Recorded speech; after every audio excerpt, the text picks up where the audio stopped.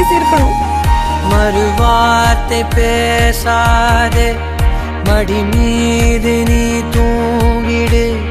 இமை போல நான் காக்க கனவாய் நீ மாறிடு. மயில் தோகை போலே விரலுன்னை வருடும். மனப்பாட